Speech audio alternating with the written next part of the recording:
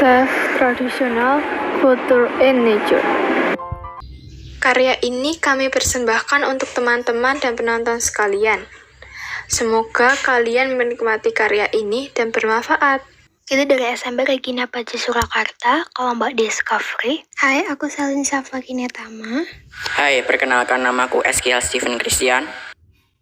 Perkenalkan, nama saya Francisca Gerajani tentang Wardani Samsu.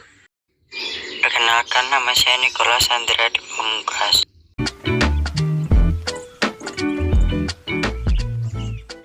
The culture of Indonesia has been shaped by a long interaction. Indonesia is centrally located along ancient training routes between the Far East, South Asia, and the Middle East, resulting many cultural being strongly influenced by a multitude of religion and many cultural. The result is complex mixture, very different from the original indigenous culture of Indonesia. Now, the example we're taking of Indonesian culture from Maluku. Maluku Island has any tradition and ritual. Maluku tradition is Kalwedo and Hawere. Our ritual to memorize and respect societies and together. The island were also historically known as the Space Island by a Chinese and European. There are over 17,000 islands. It is not surprising have incredible flora and fauna. To protect and accommodate nature and wildlife, the first national park in Indonesia were established in 1918. Conservation groups like the Nature Conservancy and WWF have developed projects and research through the country to educate the population about preservation of the immense flora and fauna in Indonesia. As we can see how nature in Central Java, West Java, and East Java. Karimun Jawa is so beautiful nature in our country. Mount Papandayan in West Java, it's a complex of stratovolcano, and the last Mount Bromo, a spectacular Indonesia in West Java. We have 17,000 islands. Of course, the inside is a beautiful things.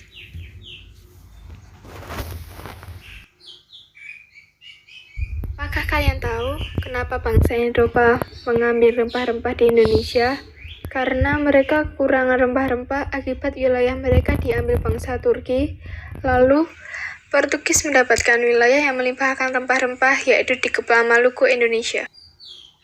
Lagu balada keroncong dan kosakata yang terserap dalam bahasa Indonesia, kata pesta, sabun, sepatu, bendera, kemeja, meja, dan lainnya, itu termasuk peninggalan budaya Portugis dan juga nama di Kepulauan Maluku menggunakan nama keluarga yang berasal dari bahasa Portugis, seperti Da Costa, Dias de Freitas, Gonçalves, Mendoza, da Silva, dan Rodrigues.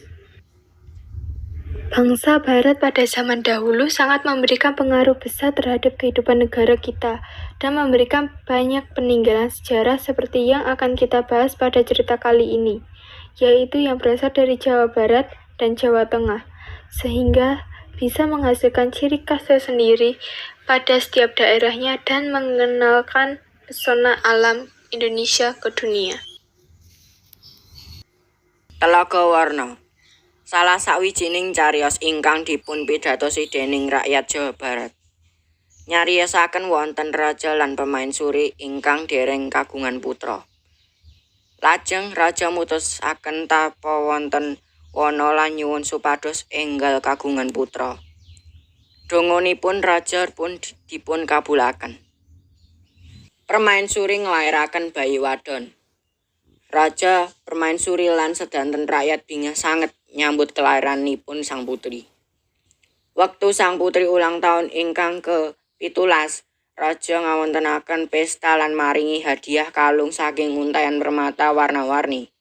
Nanging sang putri mboten remen. Sang putri nyingkiraken. Wektu permaisuri badhe masangaken kalung saengga kalungipun dawah lan ambyar permatanipun. Permaisuri nuwun. Sedanten rakyat ingkang ningali derek nangis saengga luhipun dados aliran air ingkang bentuk danau. toya danau ingkang warna-warni kados permata kalung sang putri. Salah satu keindahan alam yang sekaligus menjadi peninggalan sejarah dan menjadi cerita rakyat dari Pulau Jawa adalah Candi Prambanan yang dibangun oleh Rakai Pikatan untuk menyaingi candi milik agama Buddha yang bernama Candi Borobudur. Pembangunan candi Hindu termegah dan terbesar pada era zaman kuno. Ini menjadi pertanda bahwasanya dinasti Sanjaya telah berkuasa di tanah Jawa dan berwenang atas segala-galanya pada saat itu. Prambanan terletak di Desa Prambanan, Sleman, Yogyakarta. Candi Prambanan dibangun pada tahun 898 hingga tahun 910 pada masa pemerintahan Raja Rakai Pikatan dari dinasti Sanjaya dan diselesaikan oleh Rakai Balitung. Rakai Pikatan membangun Candi Prambanan sekitar tahun 850 Masehi. Lalu disempurnakan oleh Raja Lakapala dan Raja Balitung Mahasumbu. Tahun 856 Masehi muncul prasasti Siwagarha yang menceritakan proses pembangunan Candi Prambanan. Setelah itu, Candi Prambanan terus mengalami penyempurnaan oleh raja-raja berikutnya di Medang Mataram. Jumlah candi terus bertambah hingga ratusan. Pada zaman itu, Candi Prambanan digunakan untuk tempat upacara kerajaan. Prambanan terkenal dengan sebutan Candi Roro Jonggrang. Nama tersebut diambil dari legenda atau cerita rakyat Roro Jonggrang dan Raden Bondowoso. Dan candi ini juga termasuk situs warisan UNESCO serta menjadi candi terbesar di Asia Tenggara. Kesimpulan dari cerita di atas adalah tentang bagaimana cara kita untuk lebih bisa menghargai dan melestarikan budaya bangsa yang ada di Indonesia. Serta tidak lupa cara agar bisa menjaga semua sejarah-sejarah pentingnya di Indonesia dengan baik dan benar. Karena mengingat semua budaya dan sejarah Indonesia sangatlah banyak dan beragam. Maka ini adalah salah satu syarat utama agar kebudayaan serta sejarah selalu terlestarikan dan terjaga sampai akhir zaman, hingga sampai juga kepada anak cucu kita nanti. Jangan lupa kalian subscribe dan like ya teman-teman.